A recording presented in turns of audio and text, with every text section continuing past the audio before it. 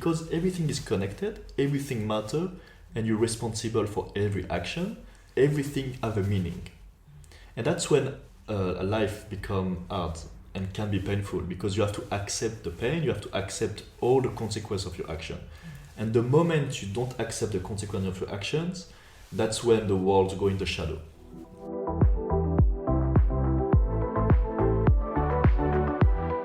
Hi everyone, and welcome to the podcast Fly with Mel. I use this podcast to talk about all the personal development that we can get by living far from home. I tell some stories, but most of the time I invite people that I meet along the way to share their own. This podcast is an open door to the world because I truly believe that everyone you meet has something to teach you. So I invite you to take a seat and enjoy the flight.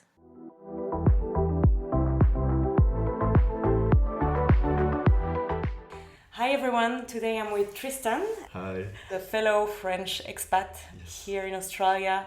Tristan is a 3D artist, and you tell me if I'm saying it wrong, but it's a 3D artist. What is it exactly? So 3D art is a form of art we practice for cinema industry. Mm-hmm. So we use computer science and traditional art mix to provide some like material for cinema, like 3D animation or visual effects. Okay, wow. All right, we're going to deep dive into that in a bit and talk more about your work and your art. But today we are going to talk about your story, your personal story and your mindset, and the fact that the universe got your back somehow, and the life has always shown you that something was here for you, and I guess it's a bit the case for maybe everyone else. I mean, for people who believe in this kind of thing. I like to start my podcast with an icebreaker, and I usually ask my guests to give me 3 things, and in general 3 words that define them, so that people can just maybe visualize a bit more who you are exactly. Okay. So if I have to use 3 words, the first one, it's fun, it's dreamy, because I feel like I'm always in my head doing some scenarios. That's my specialty. I want to say driven. I'm like really into my shit, and I really like to do stuff 100%. And I think lover. I'm very a loving person. I enjoy loving like my surrounding people and yeah. All about love. I love that. This is so good. Yeah. Love is so important for connection, for people, for humanity. Okay, dreamy. I could totally say that about you. I feel like a dreamy person.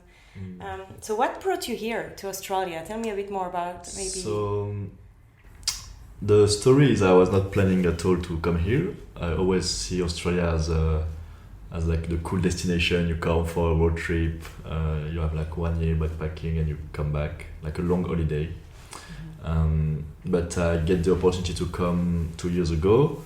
They called me from nowhere to have this proposition in Sydney, and I was planning to go to Toronto. So big switch, and I accept the proposition. It was a lovely proposition, a very good contract. In the Fox Studios.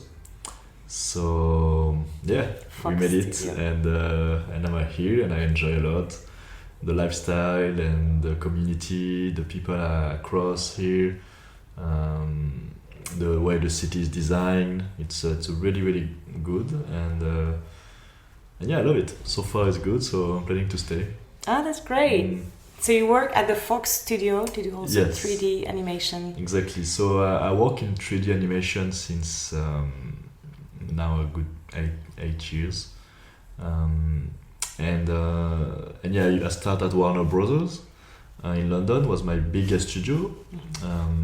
Work on Fantastic Beasts, so some Harry Potter stuff, and I work as well for Netflix, for HBO, for Disney, for some video games company as well. That's amazing. So I had all this background in London, and after these 5 years of like beginning of in France and after in London, I get the call for here. So what happened is I put my profile online, like, okay guys, I'm open to work, and I received calls from everywhere, and this one was very good, so I took the opportunity. That's amazing. Well done. You're giving me very big names: Netflix, Disney, Warner Bros, etc. I'm always intrigued to know what is the story behind and what brought you to start to do 3D design and art. Is it something that was always in you?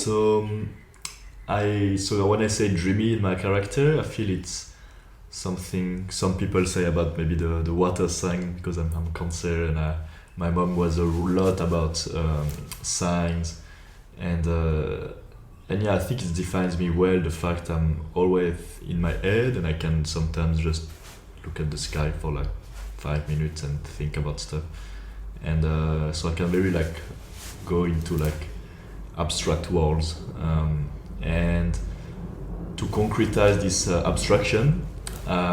Very young, I was playing Lego, doing puzzles. I'm always building stuff based on my ideas, my head, and always trying to concretize what I was dreaming of. And 3D animation is the kind of unlimited form of art when you can create everything.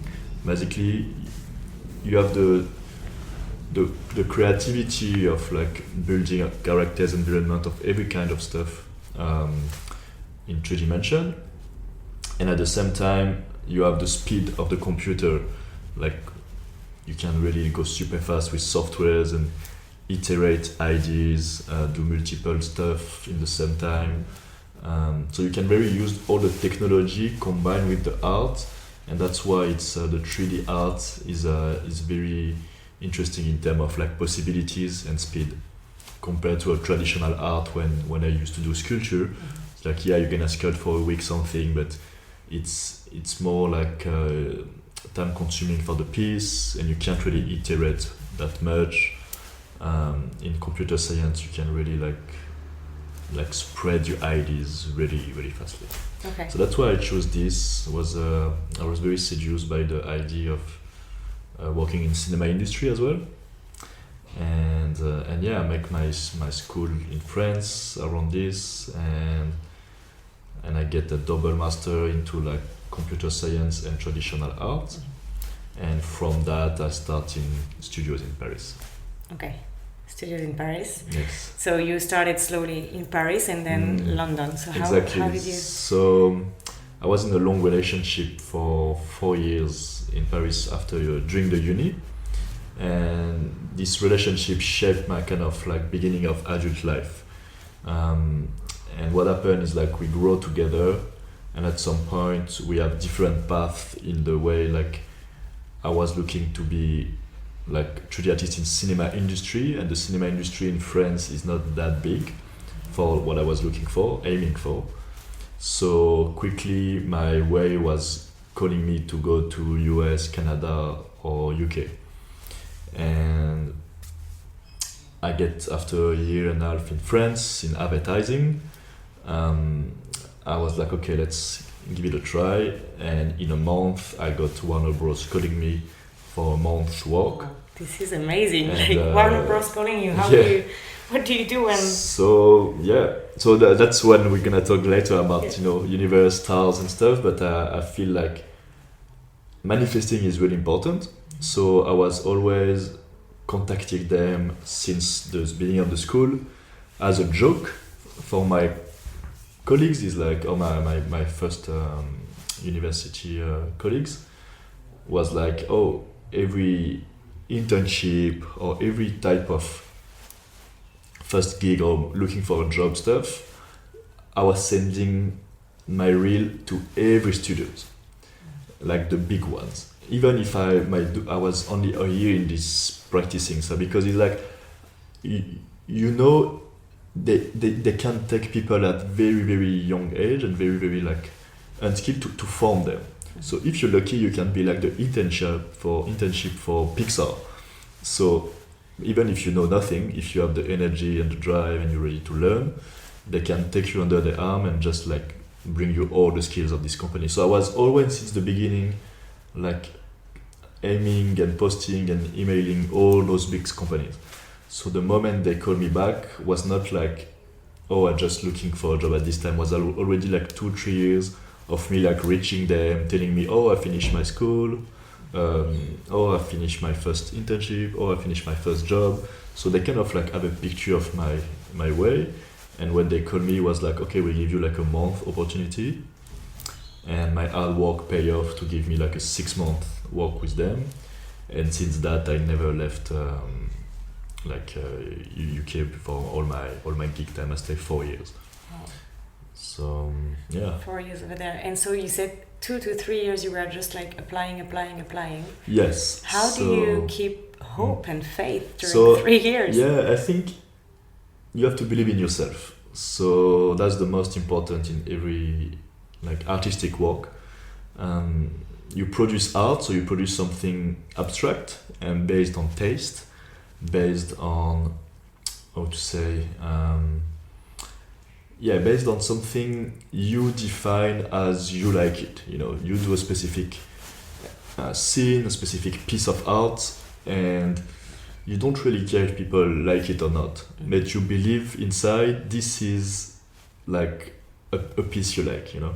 So the way you apply to someone is like you say to this person, this is what I bring, this is my piece of art, this is my mindset, this is who I am. And the person deal with it, you know. You're not adjusting to the employer kind of adjusts with what he's dealing with.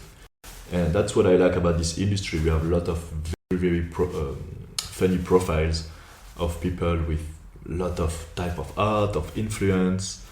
And so yeah, when you reach those company, you come like, oh, I'm maybe, like I say, 1 year experience, but I can like, you know, give all my best to do like, you know, what I can. And they pay you in function of this skill, you know. It's okay to be a runner and be there for free if the guys teach you stuff. And at the same time, if you have 10 years experience, for sure they're gonna pay you a good amount of money or consequent amount of money for your skills. But this is the same, you know, like art mindset. So okay. Yeah. I feel like it's an industry where you have to also believe a lot in yourself to, you know, like, I know that there are a lot of industries where we talk about the imposter syndrome. How do you, at a young age, because you started at a young age, how did you build a mindset where you were like, okay, I believe in my portfolio, I believe in my stuff, this is me, this is my mindset, this is what I like, I believe in that. How is it something that was always in you? Or you think... I think, yeah, I had very, very good supportive parents and environment, and even if I was doing like crazy art stuff like with no meaning, they're like, okay, this is what you do, and if you focus on it, you're good at it. You know, it's like I had a very supportive mom. She was like, you're the best, like this is good, oh this is, you know, like try this. So really supportive environments help you to build the confidence as a kid, and after you can like use this confidence, use this this help and this environment to be like, okay, I'm enough with my style, you know, I'm okay at the level I am. I was very comfortable to say, oh, I start and I'm doing something with like only like 6 months of skill. So you have also to stay humble, to avoid this imposter syndrome. You have to be like, okay, this is me right now. I know I can learn more. I know I can like progress in this, and if you don't know how to do something, you say it. Like you don't try to figure out stuff, because this is an industry when there is also a lot of money involved.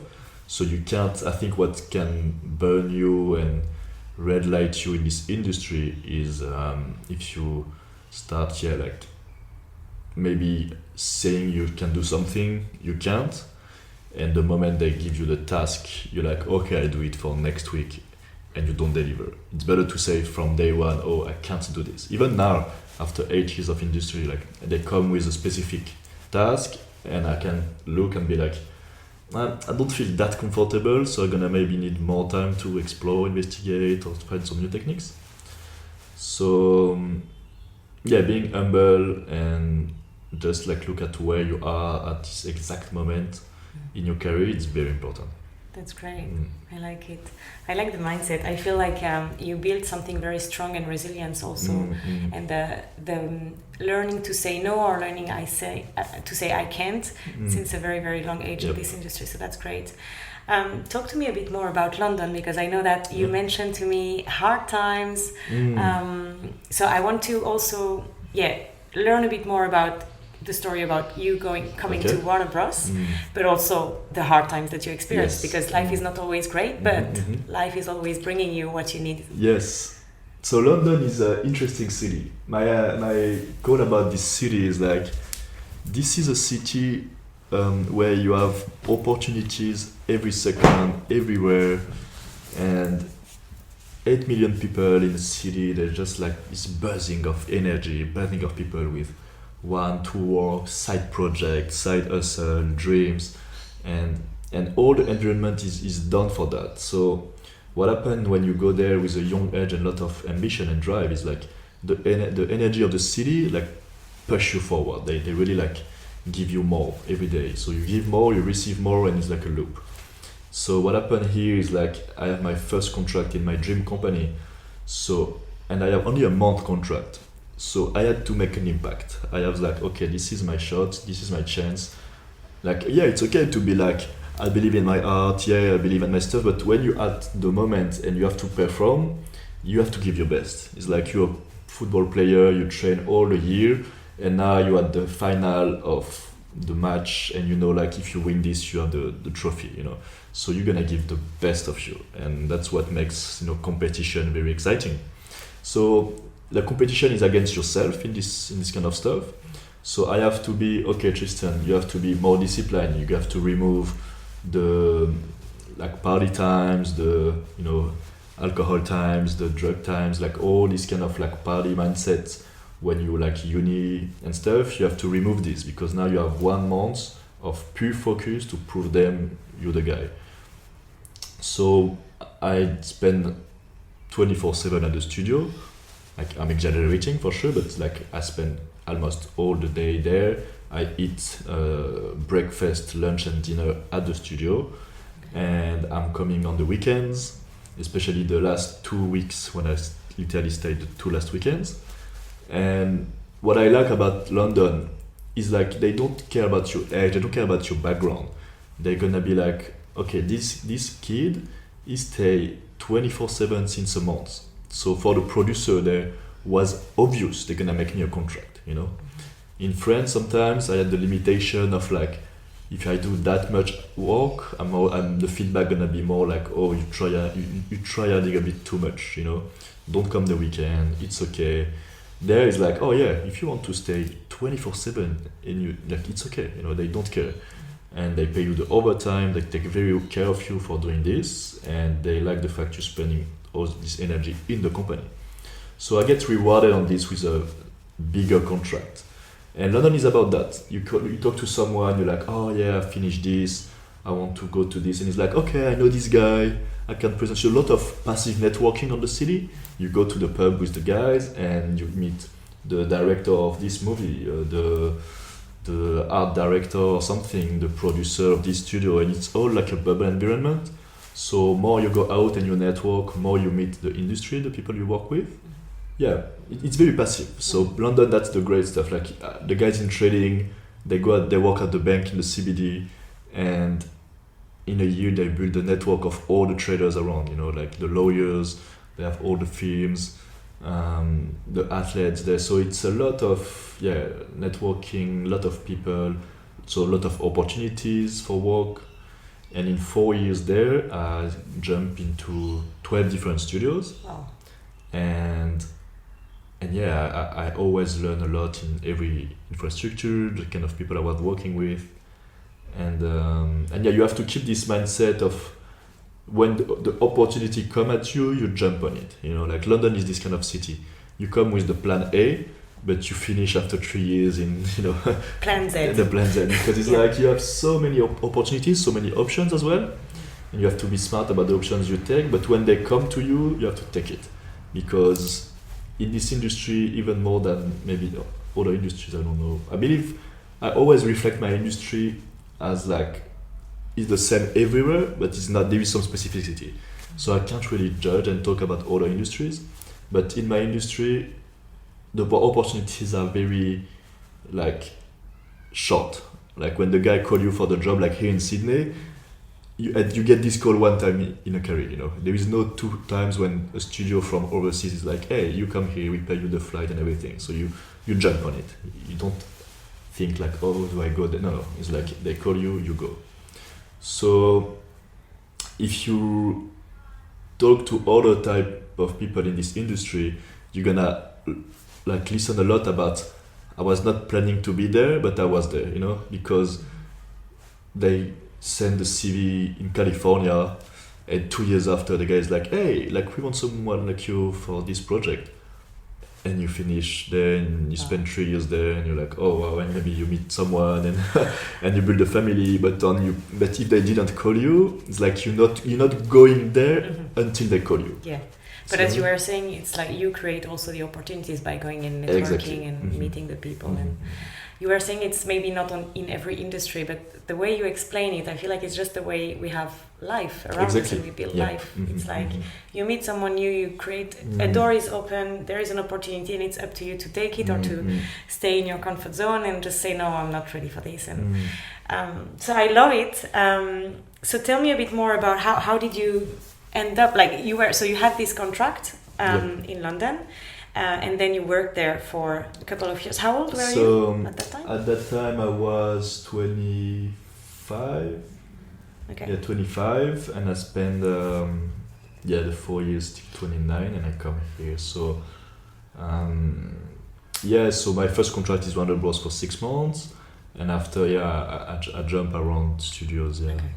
Did you have any time where you were like maybe doubting of yourself?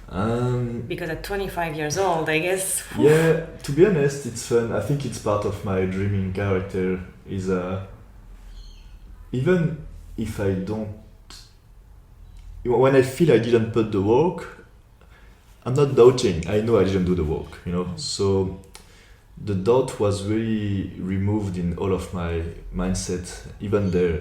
Because I knew like if you put the work, you can have the result. So the question was more, do I, like don't lie to yourself, was more the question, you know. So if I'm lying to myself saying like it's okay and it's gonna be okay and I think I did enough, but deep inside I know I didn't do enough, I always get the universe, you know, the world telling me like, no, it's not enough, you know. And in lot of little stories, like, you know, you finish something, you didn't maybe double check the project, and this is the kind of stuff you do when you're more experienced, but you always double, triple check what you're doing.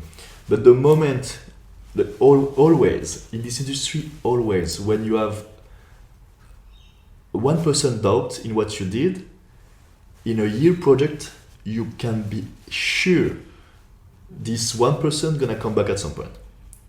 Okay. Like you do a character, let's say I do a character and I forget to do, I don't know, like a controller on one finger. Or I did the controller on the finger and I'm like, I'm not really sure about this connection, but I know I did it on the previous character, it's gonna be okay. I can be sure in the 6-7 months I'm gonna have a call like, hey, can you just change the controller on the finger? And I'm like, I knew it, you know. So it's this kind of stuff. So it's really fun because when I really like think about all my career, is the kind of like the work ethic. The work ethic is super important. If you don't put, I think that's why I can be that young at this level on my industries, because I get this work ethic very straightforward since my young age. So the doubt and all this is removed when you're sure 100% about what you do. You know. You were saying you were working a lot, like 24/7 hours and etc. I guess it was not always the case. Have you crashed at some point? Yes. I know it's a hard question, very straightforward one. That's very important to hear. I feel like people listening those kind of podcasts, they are curious persons, so they want to understand. Okay, you hard work, 24/7 you do stuff, but yeah, there is consequences. You can't put every egg on the same basket. The energy you give in some ways have to return, like, so when you give everything at work and you're really like committed and yeah, you drive in, you obsess and you do your stuff at 100%, at some point you burn. That's normal. For like a sportive is more easy to see is the moment they injure. The injury. There is always the injury time on the career, and it's always because the guy is 24/7 at the stadium training crazy, and at some point your bones just like all the best, like Federer just quit, like Kobe Bryant at his peak, like all the guys, they all have massive injuries and they stay in the field, they stay playing, but in a like body composition, like half is broken, like when you look closely to everything, it's like, bro, you push your limit. So that's the same mentally on those kind of work. For us, it's more like you give so much concentration and so much time, and you have to always, when you produce art, you have to put you in a state. You have to, like put your music, have your routine, and at some point you go in your state and you produce art. You're like, okay, I want more blue here, more pink, more round, more shape, more sharp, less blur, more, like, so everything has to be in a flow, like you dancing or, it's so, but to keep this state, when you finish this state and you produce your art, so that's a normal day of work, I'm 6 hours painting, drawing, doing my stuff, I'm like, after the 6 hours, I have like a big drop off, like my energy is low. It's like I put everything on my craft, and now all I want is just like a small talk, a good food, maybe just a workout, spend time with a lover, call family, friends, So you want to just like, okay, that was good. But this is good when you have this balance about what I say, like taking the break. But if after those 6 hours of like hard work, you just add on top another 4 hours of like, I don't know, other type of work, and you go to sleep and you do the same for years, at some point you burn. So I burn out at the end of my 3 years. One of the producers tricked me because I was very generous in my kind of like work with them. I was like, oh yeah, no problem. I come at the studio, let's do the stuff together. And I didn't see like there was looking for a team of 12 people and we was only 4 people. Mm-hmm. So I knew I was gonna give the work for 3 people.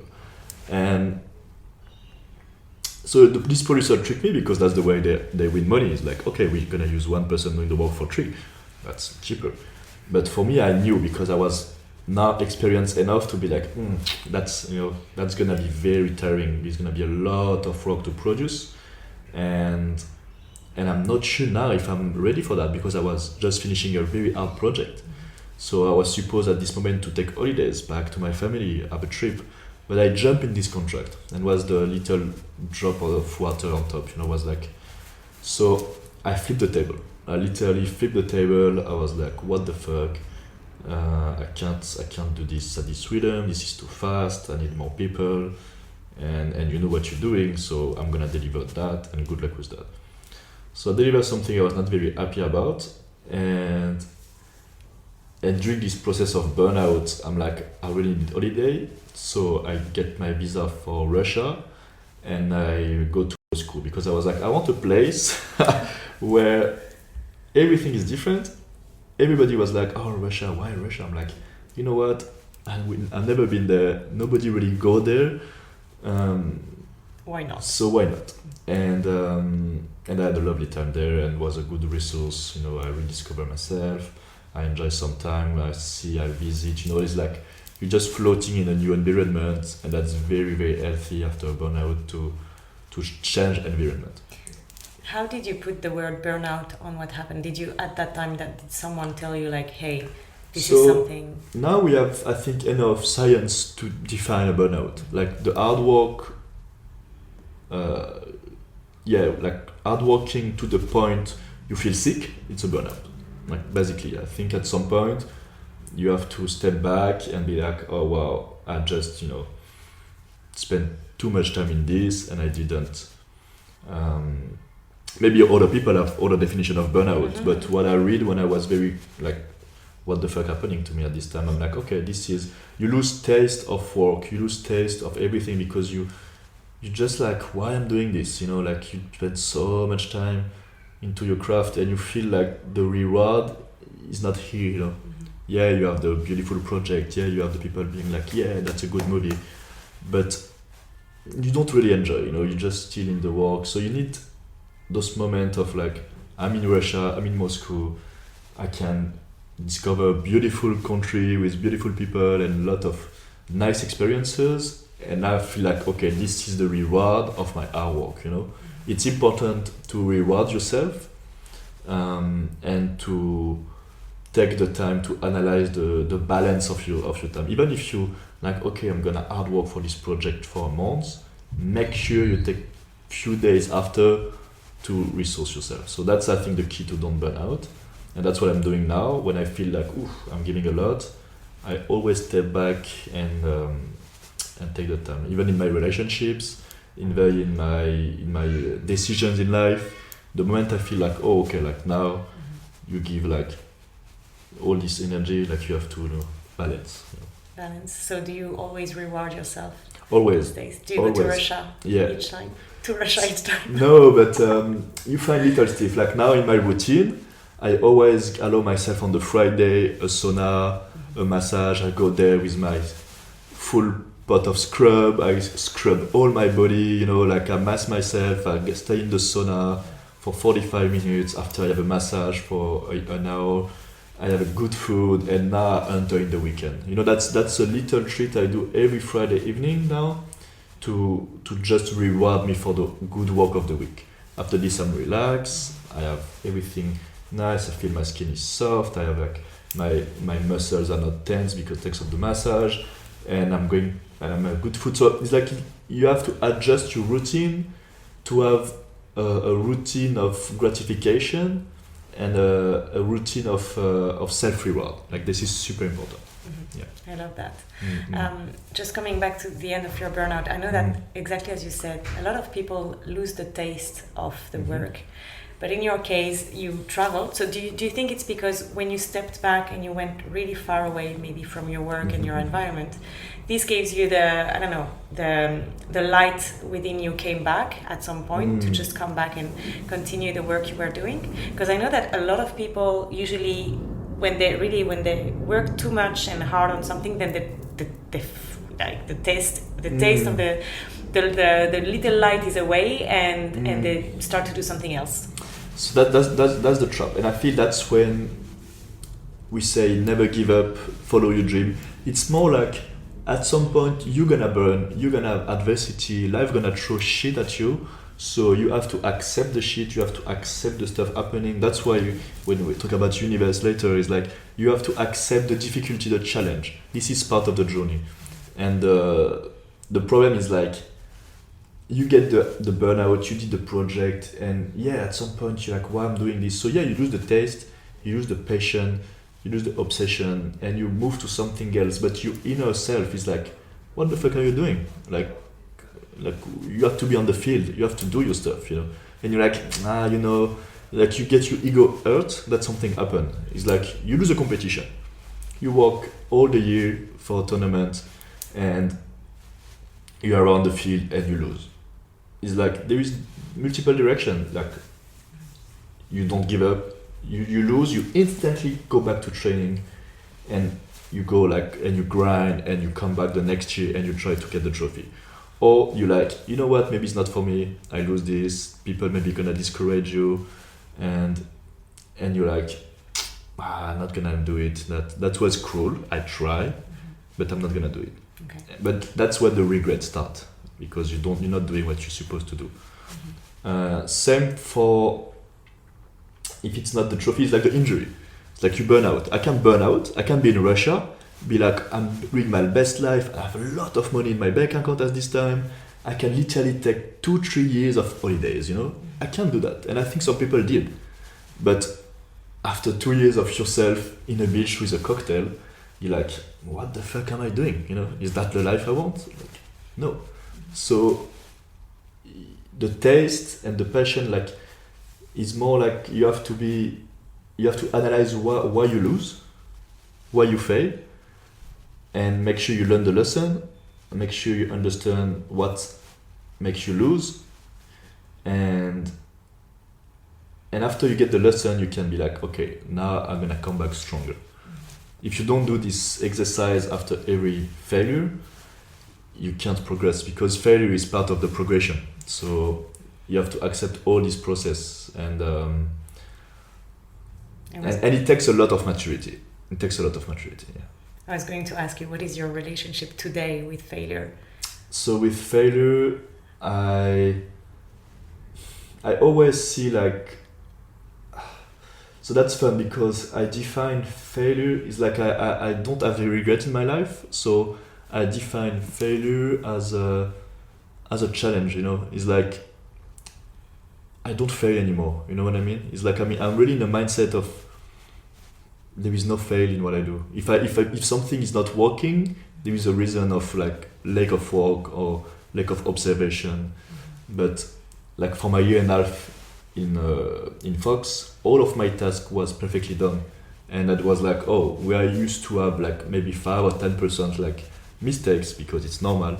But if you put the very good work ethic and standard, the failure is more the definition of a challenge, you know. Mm-hmm. Failure is more when you give up. Failure is when you're like, I'm not here anymore, I'm not gonna show up. You go at the gym, you train, you injure your shoulder, and for a week you can't train. Failure is more like, I don't go back to the gym. Mm-hmm.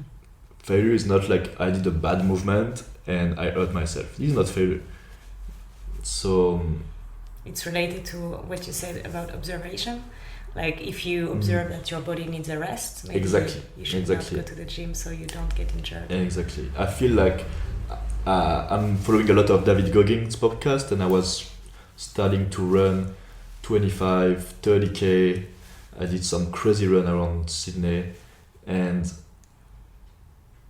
the mindset of this guy is like, you know, like the injury, the way you think about I'm in pain in my legs is more about your mindset. I buy very, very good shoes. I'm always stretching. I have very good food. I have these habits of massage and self-care, and I train my legs. So when I do these long runs, I don't hurt myself. I don't injure myself. I don't have the knees problems because I have patch for my knees. You know, so if you put the good logistic and your good mindset, you can avoid all these steps of like failure, injuries and stuff, because you prepare yourself, you know. So if I go tomorrow with the bad shoes, with no training, and I'm like, I'm gonna run 30K, like my mindset is literally subconsciously, I want to be injured. Okay. I want to have a reason to stop, you know. I'm gonna create this injury like, oh, I break my knee running, I can't run anymore. It's like, did you search this? You know what I mean? So that's why about, like, you know, like universe, stars and path and faith is like, when someone enjoys himself or someone is sick at home, you have to ask yourself, did you search this? You know, why are you sick? Why did you massively drink the Friday and you wake up the Sunday super sick? Oh, I get a cold. No, bro, you just provoked it. You just provoke it. You drink all the Friday. You was half naked in the city. Now you're gonna be sick for a week. No, that's it. So a lot of people wake up with sore throat and like sick just because they are McDonald's. They don't care about the cloth. They go in various situations where they, you know. So for me, I touch wood. I get sick. It's touched away. Like like maybe one time a year. And it's always connected to something. But even if someone next to you is sick and give you this, like you have to think, oh, why I didn't take my vitamins? Why I don't have my immune system at this level? Why I'm not strong enough to fight this virus? So if you get sick, maybe you search it, you know? So all this is a consequence of your action. Everything matters. So everything you do in your life gonna add you, So when the problem come, you just, it's easy, because you have such strong routine, strong habits. Then no it's not even a sickness. problem. It's not even a problem. Yeah. It's just a challenge or another. Exactly. Yeah. I love it. What drives you? Where do you find all your motivation? Because you have such a like a mindset. I would say a defined mindset. Because I know that a lot of people are still searching for the specific mindset that can be great for them and drives them. So for me, it comes from my family. Like I say, I'm very lucky to have a very supportive family. My mom's side from Africa, they come after the civil war in Congo. So it's the first generation of Africans leaving civil war to France in the 90s, in the 80s. And she's 16 and she met my dad and they have this love story. What happened is like, I'm the first mixed generation, French and Congo generation as well. So it's the couple they have back in the time was kind of forbidden. In my mom's side family, to avoid the war, all the politicians left the country.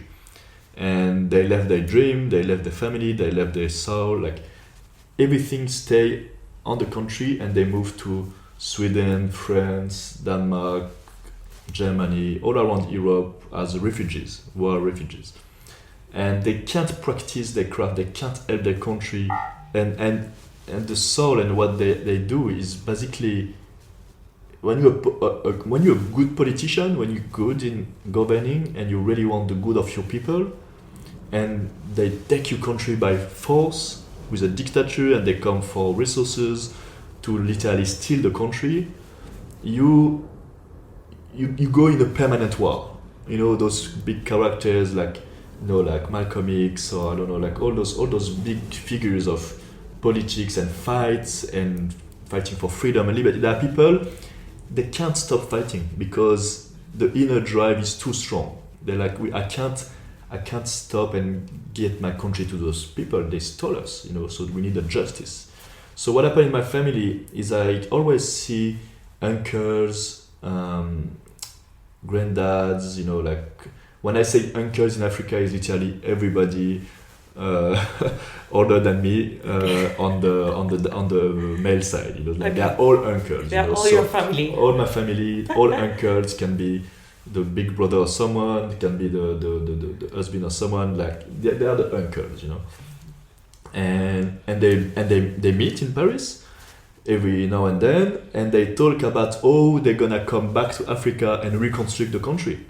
And they come with like solid plans, solid economic plans. The guys are writing like 5, 6, 7 books about how we're gonna use the forest to do business with, or the other guy gonna write 5, 6, 7 books about how we're gonna do the infrastructure of the roads. So they really like design and think about what's the challenge in the country, what we can do, what are our resources, what can we do by ourselves. So I get inspired by those talk. Very young, I see those guys, they're like fighting for their country and really driven. And more I go, so I'm like 10 years old, and more I go to my 20s, and they're old. So what happened is like they start passing away, they start understanding like they're never gonna come back. So you have this kind of moment of, amertume, or you say that French to English. So frustration, you can say. Yeah, frustration. They say frustration. So they start to build something not healthy for themselves about, okay, we can't come back. So, but what they see is the hope of the next generation. So they're like, we know our fight is fucked. We try our best.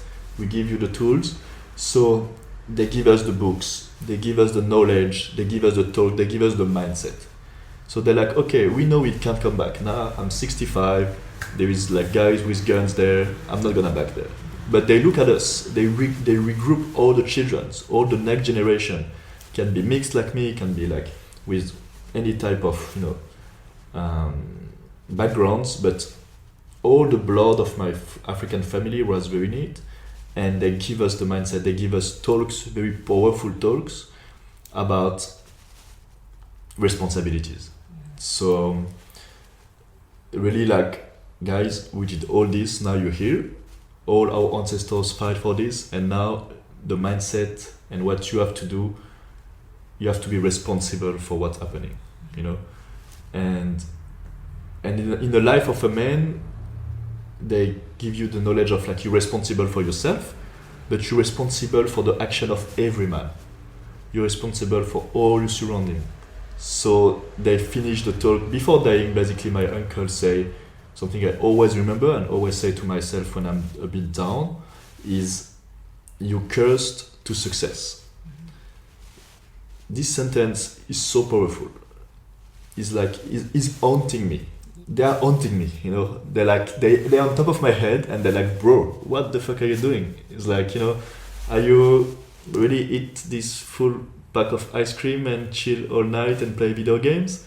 Or do you just gonna like, you know, sleep early and have a run tomorrow morning, you know? So those kind of talk are really important to give to young people to build the mindset, to drive them. It's education. It's education. So all this mindset, all my drive, all my energy, all my relentless like drive and grind is thanks to education and thanks to the mindset those people gave me. Because that was the last thing they can do. It's like, imagine yourself in your deathbed and you're like, okay, what I can give now? So all you can give is the next generation, all the wise, all the knowledge, you know, all what you can do, because this is the last stuff you can do. And that's the best gift, because I'm gonna do this for my children and I want them to continue. So we have a perpetuation of like, you know, those guys, they have to wake up, go fight the enemy, and they survive, they come back, they have children, and they make this for all those generations to arrive at me. So in terms of statistic, you like, you know, the chance of like the chance all those guys reproduce after all the events and they continue keeping this mindset and this drive, it's so infinitely low. So that's what makes me continue. You know, just the fact I'm talking about this makes me, you know, refresh as well and continue to do this, you know. I even had goosebumps when you were talking about your funny stories. This story is very, you know, I was very lucky to have this environment. And after, when I was in London and I was a bit lost, I also opened the good books. You know, I don't know where, some people maybe telling me, oh, you have to read this, or oh, you see a YouTuber or something. And I write a very famous now character like Jordan Peterson was one of the very good psychanalyst Canadian guy, and he's pretty famous now, and he gave me on the 12 rules of life and map of meanings. You have very good books about meaning on the life, like what you're doing, or you can stand up for your life, and a lot of like just life advice, you know, general life advice, really good. And is there any one sentence that you keep reminding yourself whenever you feel a bit lost or low? So yeah, this one of you curse to success. Okay. Yeah, because the curse is even like sometimes you have to sacrifice, and you have to sacrifice a lot to get what you want. So this is the part of the curse. You can't have everything. You have to choose the success, and you have to remove a lot of like, you know, stuff on life you may enjoy at the moment, but you can choose, you know. You're talking about success. What is one thing that you value, but you know that other people around you don't, maybe? Like people don't listen anymore. Like that's something I really feel like struggling in our generation is listening, because of social media, because of the phone, because of all the way we interact now. People don't listen. So that's something I connect love with listening. And even with my girlfriend now, I have, you know, you have to listen deeply the person beyond the words to understand what the person wants. And that's always an exercise. And I feel like, yeah, I value this a lot, listening, and like I connect this with the level of love you put to someone. Like if you don't listen to someone, you can't love them. You know, it's like my mom, even if she's overseas, I can feel, you know, like, oh, I didn't have to get the call. Like, what's happening now? I'm calling, and on the voice, I can tell, oh, something happened. So I'm gonna dig a bit more, ask a good question, and now she's gonna say, there is this happening, and now I listen, so that's the way to. So I feel this is a really important characteristic we're not losing, but definitely like our level of technology make us less listening around. I love that. I completely agree with you.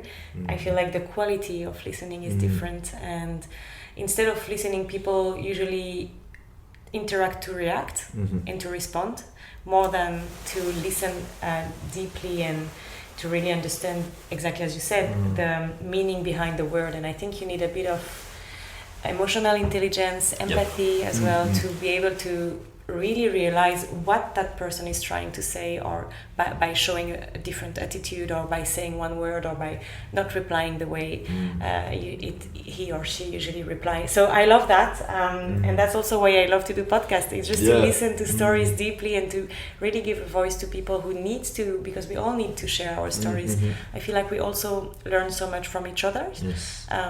The best knowledge in life, for me at least, is through my life experiences, but most of all from my different connections. And I love what you said at the beginning of the podcast about networking. I think it's so important to always push yourself to meet new people, to learn new things, to, exactly as you said now, Jordan Peterson gave you a book, and it helped you shift and build your mindset. So how could you have done that without him, for example? Yes, you could have had maybe other opportunities, we don't know. But having this kind of mindset where you're open and willing to give a chance to other people to come and talk, and you listen, then maybe you will learn. And I'm already learning a lot through your story. Thanks, so thank you for that. Yeah, they say if you like, it's not like humans. It's like even at the level of the cells, if you put a cell alone, the cell die. Okay. Like you have to have the cells together, so they so at the level of of what we have in the real, like micro level, this is the same as we are as humans. If you put someone, you isolate someone, and you put him in a room for like a month alone, this person, like it's we are not designed to be alone. We are not designed to like everybody's like, oh, I grind alone, I do this shit like by myself. It's like, no, bro. Like if you look at those very successful people, they have a family, they have a loving wife, they have the kids, they have the brother, the good friend, they have an environment supporting them. There is no like very, very high level people like 100% alone, That's, we are not designed to do that. So the networking and all this is part of the of us. But we can, like all the lockdown time, people was down because they was alone. At the end, you at your place and you have everything you need. You have the food, you have comfort, you can work for some people. But why people was depressed is because there is no human interaction. So you were talking about signs before at the beginning. What do you mean by signs in life? And observation, I guess it comes together. So I think it comes with awareness and like kind of not superstition, but like if you observe very well an environment, you can have the answer of many questions. So what I call about signs is more like, I believe in karma, and I believe everything have a consequence. Everything you do matter. Everything you do have a consequence. So the fact you wake up, you maybe give $1 to the hobo next door, is like, this $1 maybe is the last dollar these guys need to buy the hotel room, So thanks to this hotel room, you're gonna maybe have access to job interview the next day, and this job interview gonna allow him to have a walk, So, and was just start with $1, The little gratitude or cultural appreciation about people saying thank you, listening. So all this is connected, because everything is connected, everything matters, and you're responsible for every action. Everything have a meaning, and that's when a life become hard and can be painful, because you have to accept the pain, you have to accept all the consequences of your action. And the moment you don't accept the consequence of your actions, that's when the world go in the shadow. Because that's when you start lying, that's when you start not giving the truth and acting in the wrong way. You know you're doing wrong, but you continue. The first story of humanity is the story of the dragon, something Peterson uses a lot in his podcast and in his interviews. So he used the baby dragon in the room, and the kid is like, oh, there's a baby dragon. And the mom is like, there is no such thing as a dragon. So he don't care. And the week after, the dragon is like double the size, and he's like, oh, he's still here, what the fuck? And the mom is like, it's fine, like he's there, just let him, do his stuff. And at some point, this dragon is so big, then he starts like eating on the fridge, and the mom is like, it's fine. And after he's so big, he's like, it's taking the size of the house. And at some point, he's just so big, so he destroyed the house. And the dad come back, see the dragon and the house destroyed, and he's like, what the fuck? And it's just like, yeah, nobody was taking care of this problem. So when you see a problem in your life, like, fix it. This is what we call about responsibilities. When you see something wrong, fix it. Don't let it grow. If you let grow the problem, the consequence is gonna be heavy. So the sign, we say problem, but I prefer to say the word sign because it can be for everything. So that's why be aware of your environment and the signs, all the little problems, solve them, take the responsibilities. When you do this every day for your life for many years, like now I am, it's like I feel like it solves a lot. Now I put a roof on my mom, she's safe. My sister have a kid, she's in love with someone, everything goes well.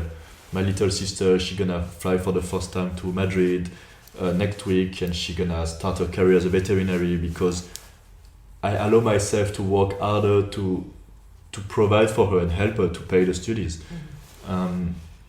So all this is a consequence. If I was not working this hard and maybe I was just, I don't know, like in the couch of my mom waiting for something to happen, I can't help my sister, I can't help my mom, I can't help my family, I can't maybe for my children build a house, build something. So all you do now have consequences, so yeah. Do you also believe in the universe and energies when Yes. you talk about science? Yeah. So energy it's more like when you look at someone, you can tell the aura.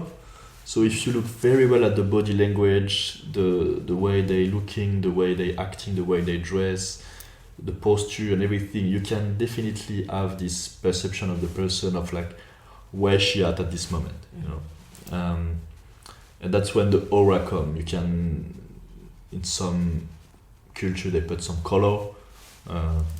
For some people, it's just like the vibrations. Do you feel vibration with people around you? Yeah, like in science we call this energy. Like energy is a matter. This is scientific. In religion we call this spirits. So there is multiple words to say the same thing, and this is I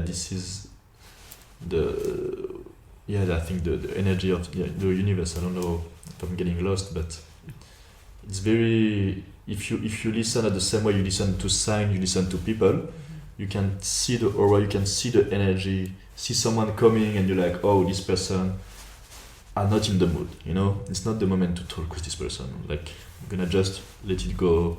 Angry guy on the streets shouting to everyone, it's pretty obvious. We don't gonna go and be like, hey, why are you shouting to people? It's like you're asking for the problem. You see someone crying on the street, you just, you go. You're gonna ask, oh, what happened? You're gonna try to carry, and so. Yeah, I feel like from what you're saying, and it comes back to observation. Observation, about, being very, very aware of what you feel about the situation, but also about people around you, what your intuition tells you. And I know sometimes it can be a bit hard sometimes to really realize, is it my intuition, is it my heart, is it my mind, what is happening right now in my body, and how should I decide to go or not. How do you listen to your intuition?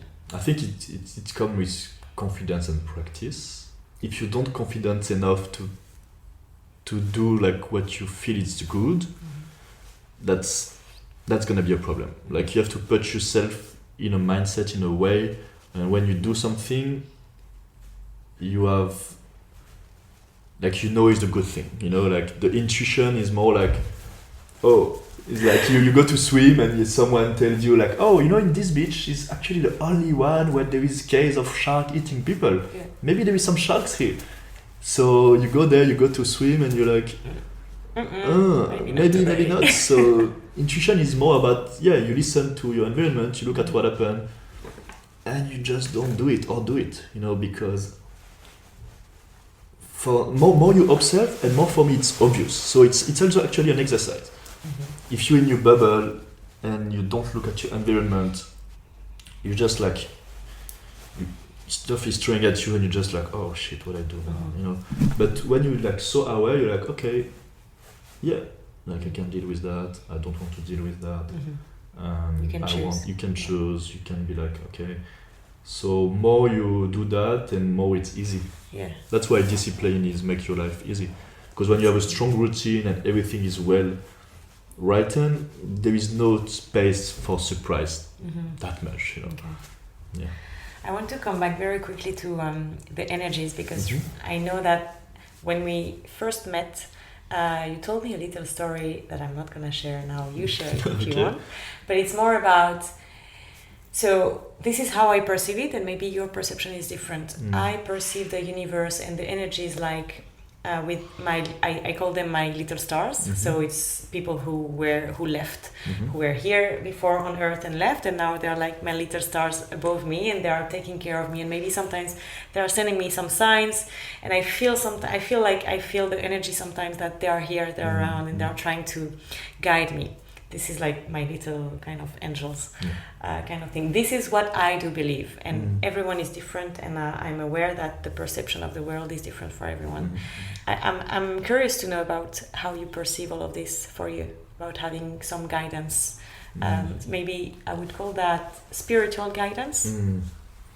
Yeah, I think everything is connected. So when you think about believing in yourself and acting on it and taking your responsibility, it comes with what we call spiritual guidance. Gonna be you believe in the future as well. So to believe in the future, you have to sacrifice the present.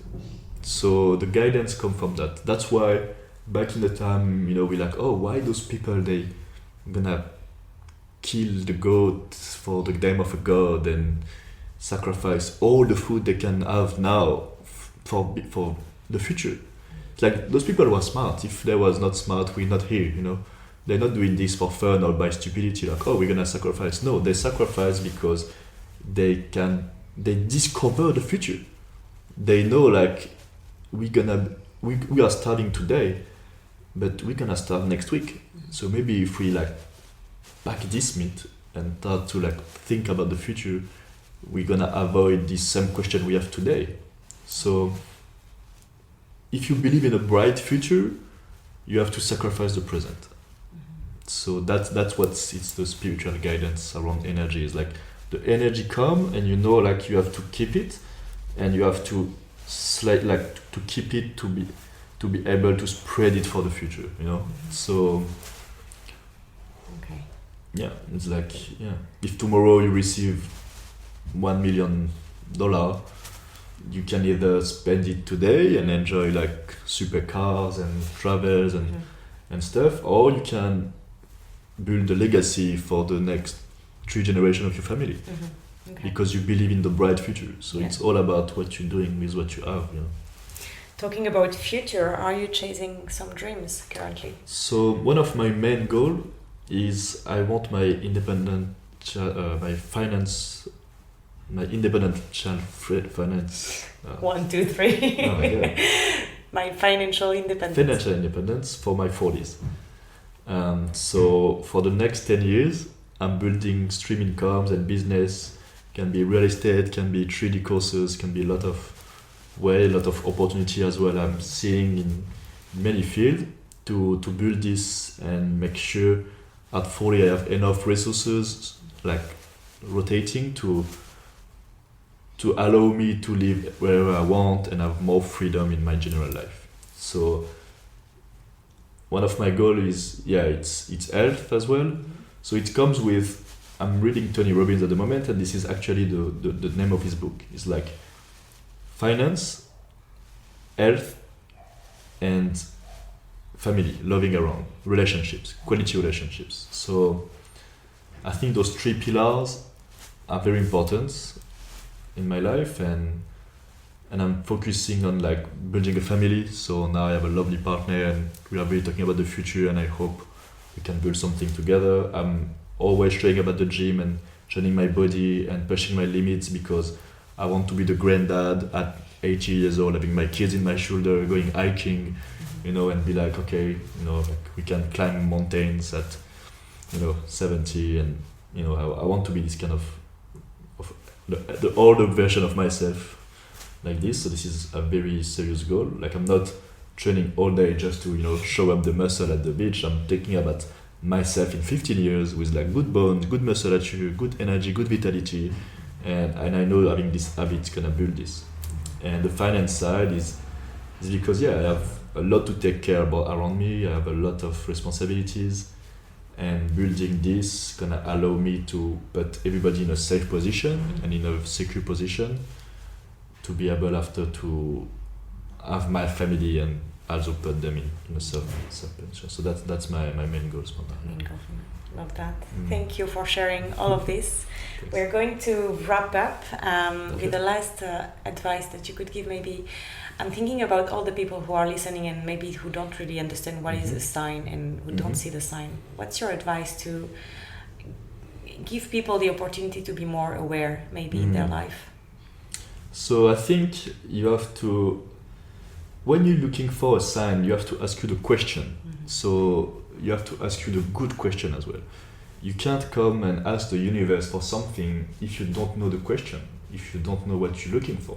So you have to bring clarity into your questioning so you can observe what matters.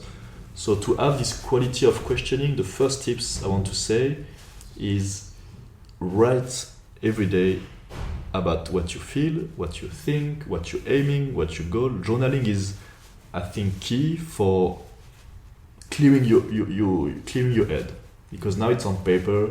You talk to yourself. You can say the truth to yourself, and you can put all this in paper. When all this is on paper and is concrete, the journal is here, and you can do it.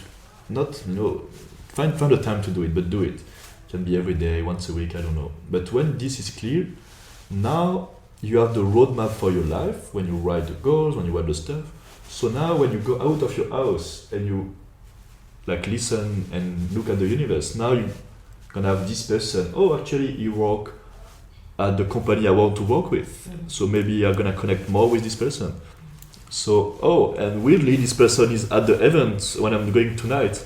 Where is that? I wrote this yesterday and this person is here. But this person was here every day. You just never ask him, and he can maybe help you to have your dream job or your dream situation. But now, because it's clear about what you're aiming and what you want, you're gonna see these opportunities and these occasions every day more often, because they are here. It's just you never saw them. So you have to just open your eyes, come with the good mindset and the good stuff. And so the key for that is journaling. So you clear your mind, and after is discipline and having a really solid routine, because we are programmed to have a routine. If you wake up every day at the same day for a week, you can actually fix your mental health. Okay. At the like same just time. at the exact same time. If you fix this, you're gonna fix a lot, like the sleep quality. If you say I'm gonna wake up at 7 every morning for the next 7 days, just this is a big improvement in your life. If you fix the moment of your meals at a certain time for a certain amount of time, is same. Like if you fix the time you're gonna train, the time you're gonna walk, more you fix this and you have discipline, more it's easy, because you just follow your rules, follow your calendar, and you have less space for distraction, for stuff without meaning, you know. So you don't have like distraction. It's like when I say reward myself, it's like I can spend in the month maybe 1 or 2 nights having a good night of video game. You know, I reward myself. I put myself on my place, and I'm just like, okay, tonight I'm gonna game with my guys and friends. We're gonna find a game, and we're gonna just enjoy this game all night. So that's like my reward. Like let's say my habit on the Friday, or the holiday at the end of the year. I want to go to Japan next year. That's gonna be a big trip. That's gonna be like the reward of my 2 years in Australia, all the hard work and all the accessibility to my visa and stuff like this. And I'll be like, okay, I'm going to celebrate this with a trip by myself in another country I've never been, so I can like enjoy, you know, put a kimono, go in a temple, speak some Japanese, you know. But I want to do it by myself. You know what I mean? So yes, alone. The power of spending some time alone. yeah. So the tips is self-discipline. You have to fix solid habits in your life, and this is something I'm sure everybody listening already know, and just hard to apply. Journaling, so take time to write and put your mind in paper and do it the more often you can. Be aware of your environment, listen to your surrounding, listen to people, listen to nature, connect with your environment, and after take your responsibilities, and when you feel your responsibilities like in the good way, reward yourself for doing good, you know, reward yourself to doing good, and don't feel like you deserve it. You know, you don't deserve nothing, but you reward yourself because for you it's a way to self-care. You know, you have to self-care, self-love, and so if you combine all this, yeah, I feel like you can live the best life. You live the best life. Yeah. Thank you so much, Tristan. Thanks, I had a really good time listening to all of this. I'm also very happy to see that a lot of things resonated with me and the mindset and lifestyle that I have. Not to say that it's the perfect one, there is no perfection, but it's great to have like-minded people sometimes around. So thank you for that. Thanks. Yeah, thanks for this time of talking. It's great to have a good hour of like talk to the mic, and yeah. It's great. Thanks again. I'll see you around, and yes. Thank you for sharing all of this. Thanks. Bye-bye.